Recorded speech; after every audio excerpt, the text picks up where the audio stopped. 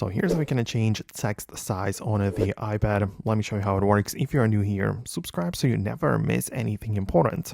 So it is pretty straightforward because all you have to do is to open up the settings app where you go to the accessibility section like so, and you can literally just check out the display and a text size, and you have some things like the larger text which you can enable right here, and also like make it go up, right? And also a larger accessibility sizes if you use some other accessibility features. So this is where you can adjust it. And also you have the bold text as well as show borders, which are just a couple of toggles, but they might also make the text more legible or visible, depends on where you're browsing it. So this is where you can find it.